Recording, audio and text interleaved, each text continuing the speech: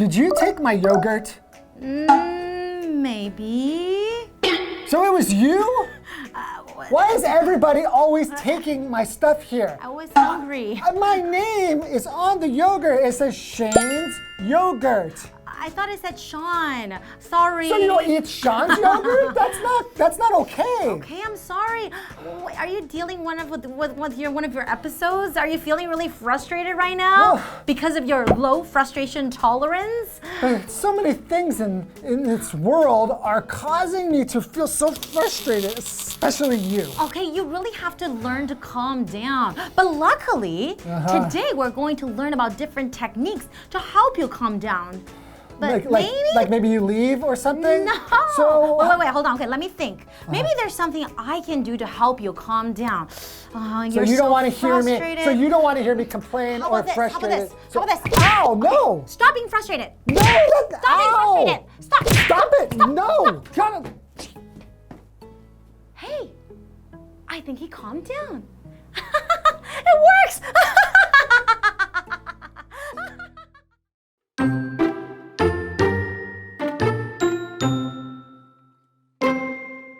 If you have low frustration tolerance, it can really affect your life.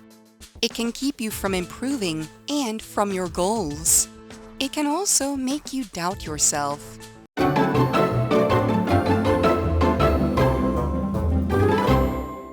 Hi everyone, welcome to ABC Interactive English. This is Karen. Hi everybody, I'm Shane.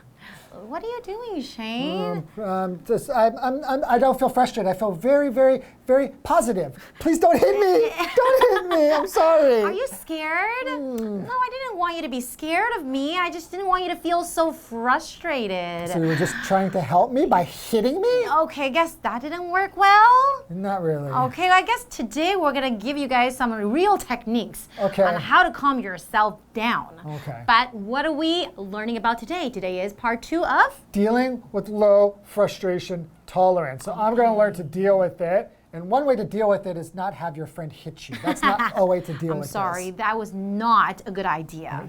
Can I begin? Is that okay? Okay, sure. Go right ahead. Thank you. Okay. If you have low frustration tolerance, it can really affect your life. So affect means to cause something, right? Like cause a change. So what was the effect when you hit me? Well, it made me feel afraid of you. That's true. That was the effect it had on me. That's true. And affect is a verb, right? Right. And we often see affect and then people get confused with the noun, effect. That's what I just said. That's the effect it had on me, right? That's right. Hey. So affect means to cause a change, and effect is the noun for it, right? Yeah, it's like what happens after something happens. So for example, you hit me, what happens after? What's the effect? The effect is I feel scared or I feel pain. That's true. And you see the effect. You can't put the in front of affect, right? With an A. So usually affect, verb, effect, noun. That's right. And an example sentence for the verb affect would be, the weather affected my mood. Yes. Maybe it was really sunny before and I felt really happy. And then all of a sudden it started raining. And then I felt really, really bad. So the weather affected my mood. Exactly. Okay, let's go to the next part. It can keep you from improving and from your goals, definitely. It can also make you doubt yourself. Start to doubt yourself. Okay, so improve, what does that mean? To improve simply just means to get better. Yes. So if you practice English every day, you will improve your English, right? That's right. So I think it's really important to be positive. So you can think, okay, whatever situation, whatever problem you run into, you can try to think of a way to improve yourself, right? Right. If you're feeling frustrated all the time, it's probably going to have a very negative effect on your life. That's right. And you wouldn't want to improve yourself. And then you're kind of giving up. You don't want to try anymore. And you even start to doubt yourself.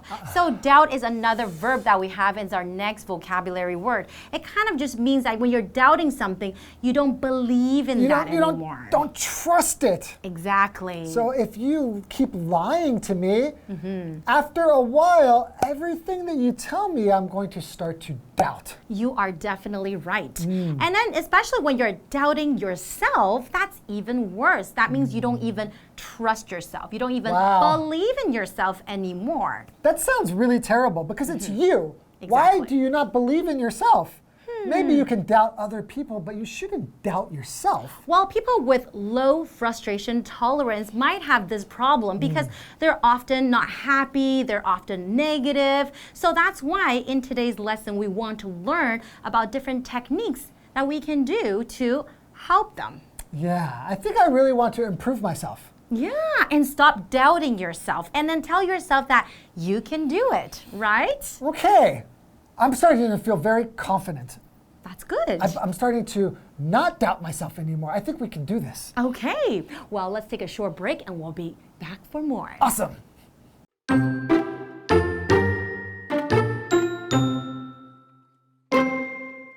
However, you can learn frustration tolerance. When something starts to frustrate you, stop and calm your mind and body.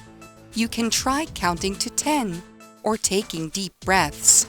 Next, turn the negative thoughts into positive ones. Also, consider whether you can change the situation. If you can't, then focus on accepting it. Remember, frustration tolerance gets better with practice.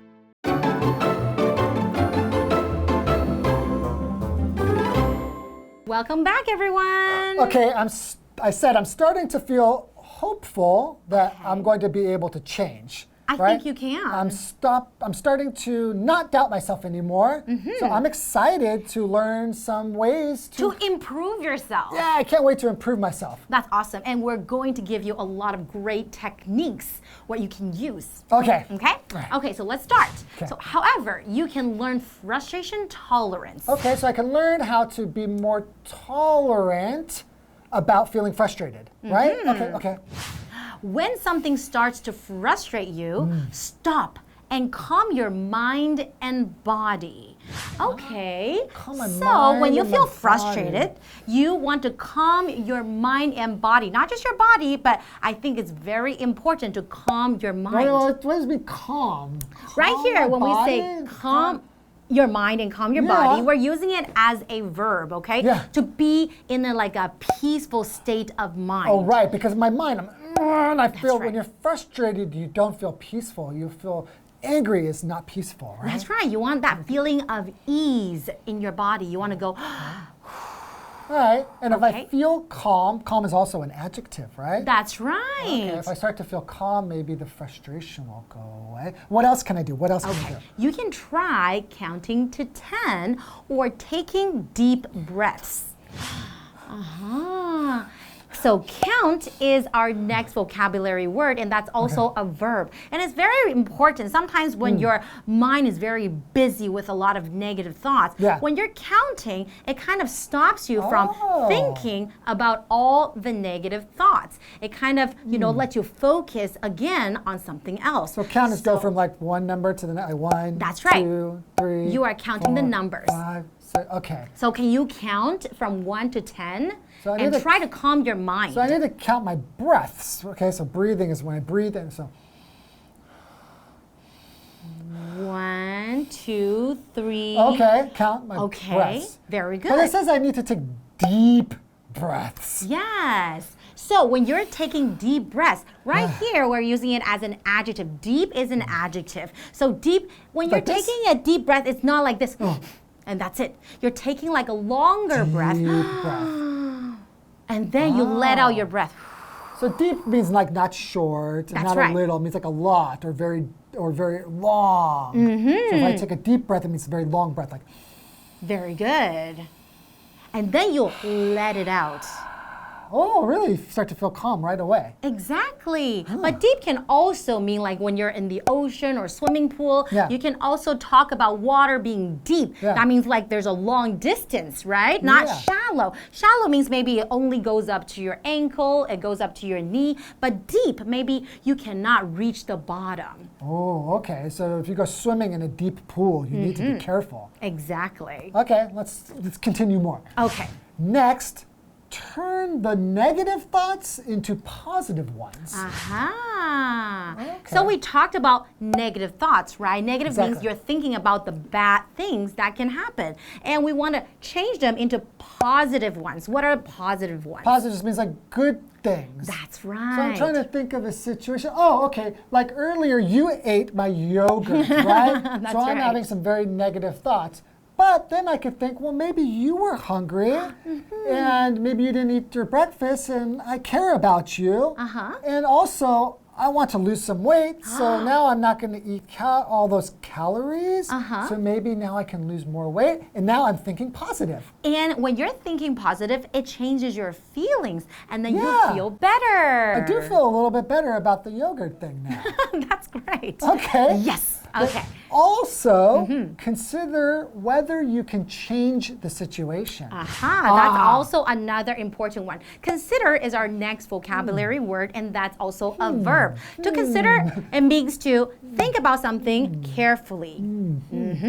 Putting more thoughts into it, right? Okay, and the situation is just like what's happening now, right? It's like 情况 or something like that, Yes, right? that's right. So in this situation where you ate my yogurt, if I really think about it, I could try to think about how it's good for me. You can consider how you can change your thoughts into good ones, right? Okay, well, what happens if you can't? Well, if you can't, then focus on accepting it. And that's a really important one, to accept something, you know, as what it is. Because Yeah. sometimes you really don't want to face the fact. Maybe you think, oh, I can't face this problem. It's not true. It's not happening. But once you accept it, you actually learn to deal with it. Well, a lot of things you can't change. Exactly. So if you can't change them, you have to accept them, or the other option is to feel frustrated. And if you feel frustrated, that's not good for you. Exactly. That's really negative for you and negative for everybody else around you. That's right. So if you get like a really bad score on your test, instead of thinking, oh no, I should have done better, I should have studied harder, and then trying to go back and change everything, there's no way you can go back and change anything. So it's better to just accept it and maybe do better next time. Yeah, accept it and think about, how can I avoid this problem next time? Exactly. Next time, I won't put my yogurt where you can see it. That's another solution. So remember, frustration tolerance gets better with practice. Aha! And that is the key point right here. Everything gets better with practice. In English, we say practice makes perfect. Absolutely right. So I think it's the same even with frustration and dealing with your frustration and tolerance for frustration. You just need to practice and practice and practice, and pretty soon you'll get better. Exactly. All Just right. like English. Practice makes perfect. And that's all the time we have for today, and we'll see you guys next time. Bye-bye. If you have low frustration tolerance, it can really affect your life. It can keep you from improving and from your goals. It can also make you doubt yourself. However, you can learn frustration tolerance. When something starts to frustrate you, stop and calm your mind and body. You can try counting to 10 or taking deep breaths. Next, turn the negative thoughts into positive ones. Also, consider whether you can change the situation. If you can't, then focus on accepting it. Remember, frustration tolerance gets better with practice.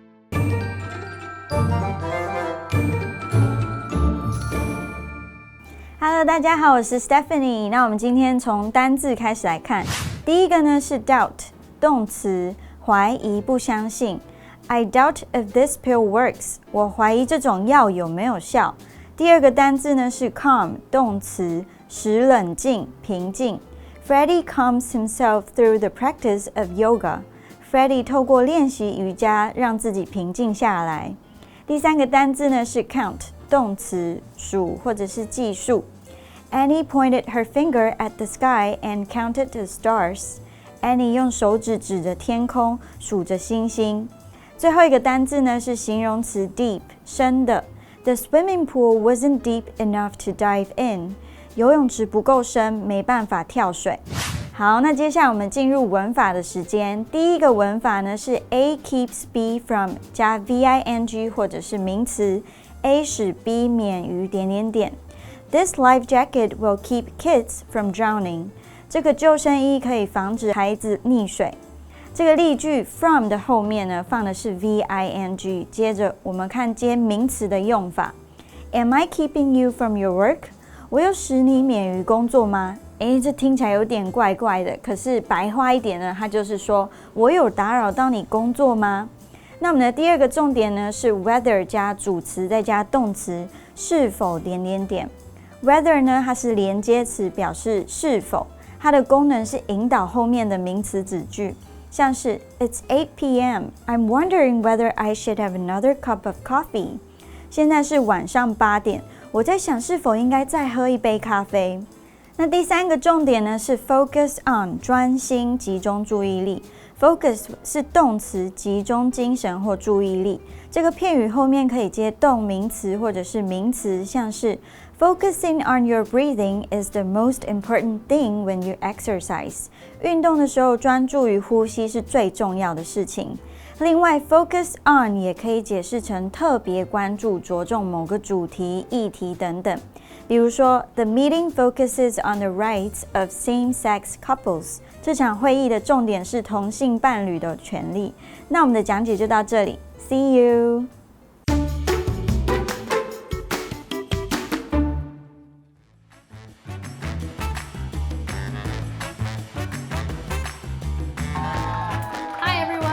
Sam. I'm Jamie. And today we are playing word drop. So we have 3 words or phrases on these cards that we have not looked at yet. And we need to try to work them into some kind of conversation as smoothly as possible. And this is actually a lot harder than it sounds. So we'll see how we do today. Yeah. Would you like to go first? Would you like to go first? I would like to, but I'm gonna. All right, here we go. Okay, so one time I had a friend and they told me that they could jump really high, and they were like, yeah, I can jump so high that I could jump over you if you were standing up. And I was sitting there and I was like, I don't know about that. And so I turned to him and I said, I doubt that is true.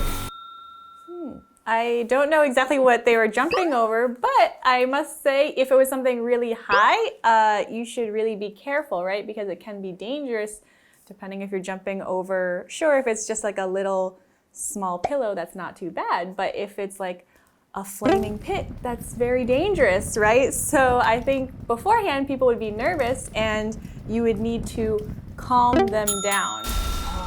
Yes, before you do anything that could potentially be dangerous, it's better to be calm than too nervous, because another example of that actually is if you ever have gone cliff jumping, like you jump from somewhere high and you jump into the water, and some people it's like, you can't be too nervous because you have to make sure you can jump out far enough.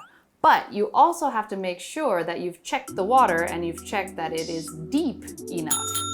I think that's important too, because if it's too shallow, you could hurt yourself or potentially you could potentially die, right? But we hopefully wouldn't do that. And I think also you should count how much space there is between you and the water, because I think that's important. You should count the space. That would be a good idea. So if you are actually going to be cliff diving or cliff jumping, then you would want to make sure that there's enough space that you can actually jump that far, and that the water is deep enough, and that you're calm and ready. And all of this will keep you from dying.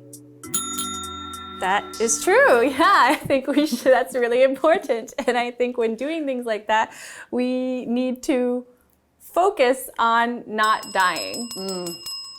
That's a good thing to focus on. I think that is too.